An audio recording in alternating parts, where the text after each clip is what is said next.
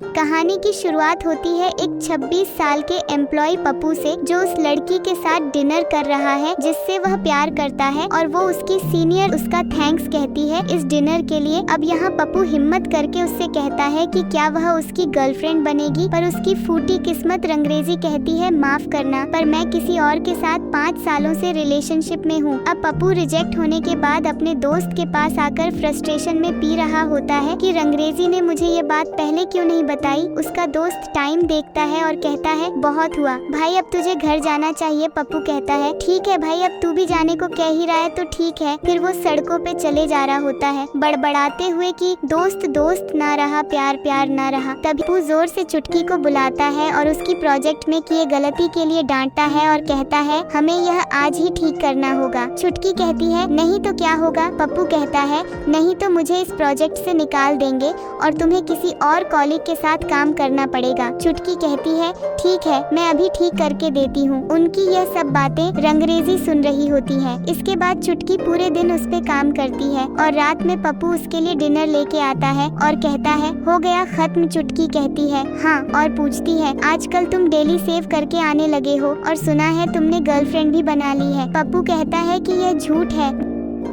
वो अपने आंखों पर जोर डालता है तो उसे गली में लाइट के नीचे एक टीनेज लड़की बैठी हुई दिखती है। वो उसके पास आके पूछता है ओए इतनी रात को तुम यहाँ क्या कर रही हो, अपने घर जाओ। वो लड़की गुलाबो कहती है अभी कोई ट्रेन नहीं है। पप्पू पूछता है तो क्या रात भर यहीं बैठे रहना है। गुलाबो उठती है और स्माइल करते हुए कहती है ठीक है, फिर तुम मुझे अपने घर ले चलो मिस्टर, क्योंकि मेरे पास कहीं और रुकने का कोई जरिया नहीं है और ना ही मेरे पास पैसे हैं रेंट देने के लिए। पप्पू कहता है तो क्या मैं ऐसे ही किसी को अपने घर फ्री में रहने दूं? गुलाबो कहती है इसके बदले तुम जो मर्जी हो कर सकते हो मेरे साथ। पप्पू सोचता है कि क्या आजकल की टीनेजर्स की सोच ऐसी हो गई है। फिर वो कहता है कि मैं एक बच्ची से कुछ एक्सपेक्ट भी नहीं करता। गुलाबो कहती है तो फिर मुझे फ्री में रहने दो। पप्पू का घर पूरा गंदा फैला हुआ था। गुलाबो कहती है तो क्या तुम ऐसे ही रहते हो। पप्पू कहता है इससे तुम्हें कोई मतलब नहीं होना चाहिए, और सोचता है कल सुबह सुबह ही इस लड़की को बाहर निकाल दूंगा। फिर वो सोने जाता है और गुलाबो उससे अपनी पिंकी पीटवाने की ट्राई करती है और कहती है कि मुझे रखने के बदले ऑफर अब भी ओपन है। और पप्पू कहता है कि मैंने कहा ना, मुझे छोटी लड़कियां अट्रैक्ट नहीं करती। गुलाबो कहती है तो मैं तुम्हारे लिए और क्या कर सकती हूँ। पप्पू बड़बड़ाते हुए सो जाता है कि वह 6 महीने पहले घर से भागी थी और अब मैं वहाँ जाना नहीं चाहती, अभी तो बिल्कुल भी नहीं। पप्पू कहता है और अगर मैं तुम्हें घर से निकाल दूँ तो तुम क्या करोगी, कहाँ जाओगी। गुलाबो कहती है फिर मैं किसी और के घर रुकने के लिए पूछूंगी। पप्पू कहता है कि ये। अगले दिन पप्पू हड़बड़ाहट में उठा है कि अरे आज फिर से ऑफिस के लिए लेट ना हो जाए। तभी उसे ध्यान आता है कि आज तो संडे है। उसे कुछ पकने की महक आती है। तभी गुलाबो उसे आके कहती है गुड मॉर्निंग, और पप्पू घबराते हुए पूछता है तुम कौन हो। गुलाबो कहती है एक टीनेजर। पप्पू कहता है वही तो एक स्कूल गर्ल मेरे घर में क्या कर रही है। गुलाबो कहती है तुम ही तो कल रात लाए हो। पप्पू को हैंगओवर के वजह से कुछ याद नहीं आता। फिर वो पूछता है कि मैंने तुम्हारे साथ कुछ गलत तो नहीं किया ना। गुलाबो उसे घूर रही होती है और पप्पू के पसीने छूट रहे होते हैं। फिर वो कहती है अरे मैं तो मजाक कर रही हूँ, नहीं मैंने कोशिश की थी पर तुम मना करके सो गए। और पप्पू को पहली बार खुद पर प्राउड फील हुआ। फिर गुलाबो उसके सामने मीसो सूप लाकर देती है। पप्पू कहता है तुम ऐसे किसी स्ट्रेंजर के घर आके उसके लिए सूप नहीं बना सकती। गुलाबो कहती है पर ये बनाने के लिए तुम्ही ने तो कहा था मिस्टर। पप्पू कहता है कि मुझे ऐसे बुलाना बंद करो और जाओ यहाँ से। गुलाबो पूछती है क्या सही में तुम्हें कल रात की बात याद नहीं। फिर पप्पू चीजें याद करने लगता है और कहता है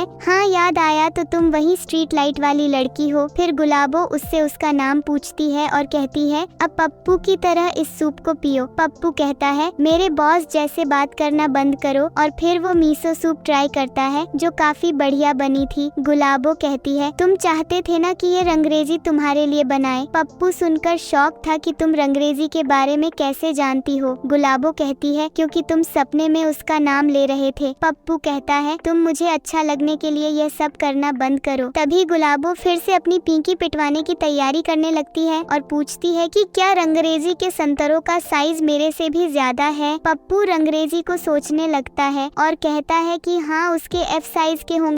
सीन शिफ्ट होता है अगली मॉर्निंग, जहाँ पप्पू उठ के गुलाबों के दर्द को सुनता है जो फ्लोर पे सोने से उसे हो रहे थे। फिर वो ये भी देखता है कि उसके पास सिर्फ एक ही यूनिफॉर्म है। वो उसे साथ लेके मॉल में आता है ताकि उसके लिए कुछ कपड़े और न्यू मैट्रेस ले सके। गुलाबो कहती है कि मुझे नहीं लगता कि मैं इन सब का रीपे कर पाऊंगी। पप्पू कहता है कि आखिर टीनेजर्स को ऐसा क्यों लगता है कि वह कुछ नहीं करते। तुम मेरे घर के सारे काम करती हो तो इतना तो मैं कर ही सकता हूँ तुम्हारे लिए। घर पर न्यू मैट्रेस पाके गुलाबो काफी खुश होती है और पप्पू से कहती है, क्या तुम मेरे साथ इस पे सोना चाहोगे? पप्पू कहता है कि फिर से वही बात मैंने मना किया था ना। गुलाबो कहती है कि मैं तो सिर्फ सोने के लिए पूछ रही थी, उसमें अपने थॉट्स तुमने अलग से ऐड किए और हंसने लगती है। पप्पू कहता है कि अच्छा मजाक था, तुम हंसते हुए काफी क्यूट लगती हो। अगले दिन ऑफिस में उसका कॉलीग चंपू कहता है, ऑफिस में अफवाह फैली है कि तुमने गर्लफ्रेंड बना ली है। ये इसलिए क्योंकि तुम ऑफिस टाइम पे आते हो, कपड़े साफ रहते हैं और घर जल्दी निकल जाते हो। घर आके पप्पू सोच रहा होता है, भले ही गुलाबो फिजिकली मेरे टाइप की नहीं है पर वो क्यूट है और रिस्पॉन्सिबल भी है, पर आखिर वो अपने घर से भागकर इतनी दूर टोक्यो क्यों आई। अगले दिन ब्रेकफास्ट टाइम गुलाबो कहती है, तुम्हारी दाढ़ी बढ़ गई है, क्या तुम सेव नहीं करोगे? पप्पू कहता है कि मैं थोड़ा लेजी हूँ इसलिए और बढ़ने देता हूँ, और वैसे भी मैंने सुना है दाढ़ी बड़ी होना बड़े होने की निशानी है। और गुलाबो कहती है, ऐसा नहीं है और वैसे भी तुम पे दाढ़ी अच्छी नहीं लगती। फिर खाने के बाद पप्पू अपने आप को मिरर में देख के कहता है, लगता है मुझे सेव कर ही लेना चाहिए। सीन शिफ्ट होता है जहाँ वीकेंड पे पप्पू गुलाबो के लिए और भी चीजें मॉल से खरीद रहा होता है। वो गुलाब